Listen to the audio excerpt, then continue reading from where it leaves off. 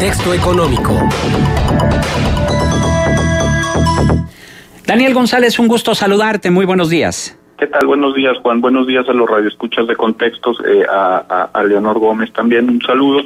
Bueno, esta semana Banamex, como cada año, presenta su publicación de indicadores regionales de actividad económica con información económica y social precisamente de las diferentes regiones de nuestro país. En este documento se presentan cifras estatales y para las ciudades más importantes de México, y hace un breve análisis del comportamiento del Producto Interno Bruto para 2016 y las proyecciones que se esperan al cierre del 2017. En este documento se habla de que al cierre del 2016 la economía mexicana comenzó a observar un proceso de desaceleración enmarcado por el deterioro del comportamiento económico internacional. El PIB nacional creció un 2.3% al cierre del 2016, que está por debajo del 2.6% que se había proyectado para el 2015. Pero también se habla de el comportamiento del crecimiento por estados, y en este se está mostrando una clara tendencia divergente entre los estados. Parte de esta información que es muy relevante podríamos definirla, Juan, como que la región noreste del país, que tiene una tasa del 4.1%, que es el doble del promedio nacional, pues es la zona del país que más está creciendo, ¿no? Sonora, Sinaloa y las Californias. Mientras que tenemos el comportamiento del Golfo de México, que tienen crecimientos negativos del 2%, y bueno, esto te habla de una gran diferencia que existe de crecimiento en nuestro país, ¿no? Y para el caso del norte de México, donde estamos, entre otros estados, Coahuila y Durango, la variación anual es del 2%, que es el promedio más o menos establecido en nuestro país, ¿no? Otro dato bien interesante que nos está mostrando este IRAE es que, si bien es cierto, en otros años teníamos estados como Baja California, como Guanajuato o como Querétaro, Nuevo León, que eran los líderes en términos de crecimiento de Producto Interno Bruto, hoy hay una tendencia en donde vemos que es Quintana Roo, que es Sonora y que es Aguascalientes, los estados que más crecimiento están generando en el país, por lo menos en estos dos últimos años, lo que te habla de un cambio de dinámica económica en nuestro país, ¿no? Y por supuesto el tan comentado caída económica en los estados petroleros por naturaleza, ¿no? Con recursos tan importantes como el petróleo, pues tenemos que Campeche tiene 3 años con un crecimiento negativo por encima del 6%, ¿no? Y tienes otros estados, por ejemplo, como Veracruz, que tiene 2 años consecutivos cayendo, y bueno, es parte de la problemática en la transformación energética que está enfrentando nuestro país. Pero como parte de las buenas noticias, por decirlo de alguna manera, tenemos que en el norte del país, el estado, en este caso Durango, es el que más crece en esta zona norte, donde está Durango, Chihuahua, Nuevo León, Coahuila y Tamaulipas, en donde el 2017 tiene un crecimiento del 3.7%. Entonces, pues tenemos ahí un dato interesante, ¿no? El repunte del sector terciario, impulsado básicamente por el comercio en Durango, es uno de los principales incentivos para el crecimiento de esta entidad, mientras que en Coahuila se habla de que es el estado con más expuesto al comportamiento internacional que se está viviendo por las políticas económicas internacionales, y que pues va a enfrentar bastantes vaivenes por este comportamiento externo, ¿no? Esto genera que en 2016 el estado de Coahuila solo tenga un crecimiento del 1.7%, ¿no? ¿Qué se espera de Durango para el 2017? Que tenga un crecimiento del 1.8%, bastante modesto, ¿no? En comparación con lo que se espera, con lo que creció el 2016. Y para el caso de Coahuila se espera un crecimiento del 2.5% por encima del 1.7% que creció en el año 2016. Como les decía, Juan, esta información no solo te habla del comportamiento de los estados, sino también hace referencia al comportamiento de las principales zonas metropolitanas del país. Y en este caso nos presenta el comportamiento económico de ciudades como Monclova, como Saltillo, como Torreón, y en este caso Es importante destacar, ¿no?, que a Torreón se le ve como zona metropolitana donde se integra Matamoros, Lerdo y Gómez Palacio.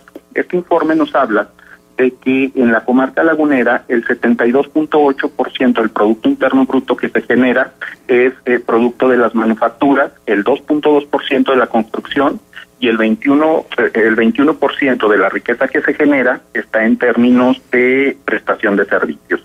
Mientras que en Saltillo y Ramos Arizpe encontramos que el 89% del Producto Interno Bruto generado en aquella región es producto de las manufacturas. Por ejemplo, en el caso de Monclova, el 84% de la riqueza generada es producto de la manufactura. Un dato bien interesante que nos presenta es que, por ejemplo, el sector metálico básico de la comarca lagunera representa prácticamente el 16% de toda la producción metálica básica generada en el país, y esta es una muy buena noticia para la comarca lagunera, y también nos habla del 13% de la producción de maquinaria y equipo generada en nuestro país es originada en la comarca lagunera. Aquí te hablo de dos sectores estratégicos muy importantes para nuestra región, y cuando analizamos el comportamiento de, por ejemplo, Saltillo, vemos que la parte de del equipo de transporte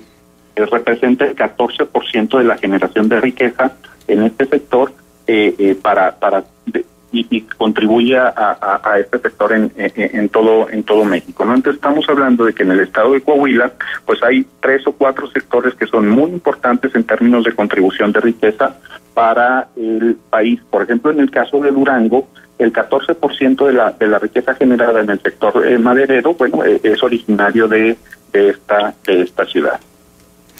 Bien, pero bueno, toda buena noticia conlleva de alguna manera también una mala noticia. Qué bueno que la actividad industrial, qué bueno que la actividad económica va en crecimiento. Sin embargo, pues el pero que nunca falta es el hecho de que los sueldos y salarios aún siguen muy rezagados, es decir, la mano de obra sigue siendo muy barata y por ende el poder adquisitivo de la clase trabajadora va en decremento. Recientemente nos decía el director de Desarrollo Económico en Torreón que no se utilizara el tema laboral como una bandera electoral, porque de hecho los empleos habían subido en Torreón de acuerdo con el Instituto Mexicano del Seguro Social, y si bien reconoció que el nivel salarial aún está por debajo, entre 15 y 18%, que la zona sureste de la entidad, que es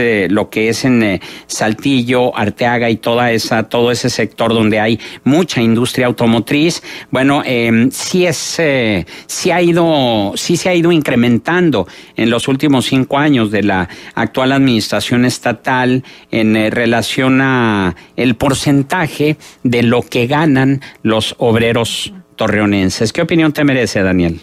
Mira, Juan, que no podemos olvidar que si bien es cierto se están generando empleos en la comarca lagunera, en el año 2007 en términos de empleos formales teníamos los mismos números en términos de empleo formal tanto para la región sureste como para la región lagunera. Esta brecha se ha ido acrecentando en los últimos años, y a pesar del crecimiento o la recuperación, porque es recuperación de empleo de la comarca lagunera, es muy difícil que volvamos a estar a los niveles de generación de riqueza y de generación de empleo de hace una década. Y precisamente el IRAE también lo menciona en términos de Producto Interno Bruto per cápita. ¿Por qué te doy estas cifras en términos de metal, mecánica básica o maquinaria y equipo? Porque el sector de la industria de automotriz te genera un mucho mayor valor agregado, y en ese sentido el Producto Interno Bruto es mucho mayor en la región de Saltillo, ya que Saltillo contribuye con el 33.5% de la riqueza en el estado, mientras que a Torreón, desagregando Lerdo y Gómez, está representando aproximadamente entre el 19 y 20% de la generación de riqueza en Coahuila, mientras que en el caso de Durango capital contribuye con el 44%, la región más al sur del estado, mientras que la región lagunera de Durango debe estar contribuyendo con el 53-54% de la riqueza, y esto se traslada, Juan, en Producto Interno Bruto per cápita, mientras que en Saltillo la generación de riqueza por habitante te habla de 239.615 pesos por habitante. Para el caso de la zona metropolitana de La Laguna te habla de los 176.422 pesos por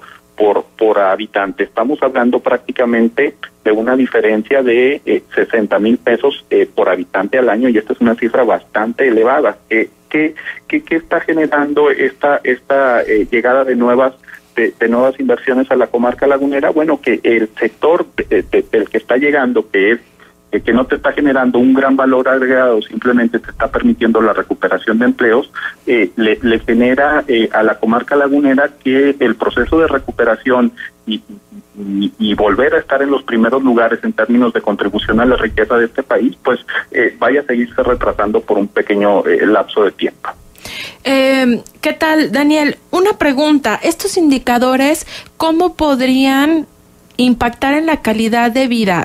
Estas notas que entiendo yo están un poquito con tendencia favorable, ¿cómo podría impactar en la calidad de vida de la población, o todavía este indicador no te permite tener este impacto? Es que no necesariamente es tendencia favorable, Leonor. Okay. Básicamente lo que estamos diciendo es que se está generando información. Lo que necesitamos es producir más información para poder hacer los comparativos y poder determinar qué tan bueno o qué tan malo es para una región estas cifras que se están presentando. Yo creo que lo bueno de este informe es precisamente en sí el informe, ¿no? Porque parte de lo que se está diciendo es que estamos hablando de un México con tasas de crecimiento superiores al 6%, ya te decía, como Baja California, como San Luis, como Guanajuato, como Quintana Roo, pero tienes otras partes de nuestro país que tienen tasas de crecimiento inferiores al 6% negativo, como es toda esta parte del Golfo. Así mismo se presenta para las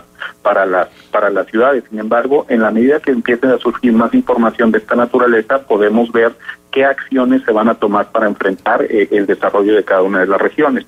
El dato que te estoy dando en términos de maquinaria y equipo y en términos de la otra parte de maquinaria, de productos metálicos básicos, te hablan de la contribución que tiene la comarca lagunera a la generación de riqueza del país. Si esto lo tenemos claro, pues tenemos ahí áreas estratégicas que precisamente los alcaldes deben de desarrollar. Si bien es cierto, ellos no generan empleos, sí generan las condiciones para atraer sectores económicos que están perfectamente definidos para el caso de la comarca lagunera. Pues muy importante esta precisión que haces a pregunta expresa de Leonor, Daniel, y porque sí, efectivamente uno pudiera pensar que estas cifras que nos estás dando tienen que ver también, son directamente proporcionales a la mejora de la calidad de vida de la clase trabajadora. Sin embargo, no necesariamente es así. No necesariamente es así. Y si bien es cierto, se están generando empleos en la comarca lagunera, estamos en un proceso de recuperación de lo que se perdió por cerca de una década en esta región. Muy bien, Daniel González, ¿algún punto de contacto? Estoy a sus órdenes en danerto@hotmail.com. Gracias, Daniel González, economista.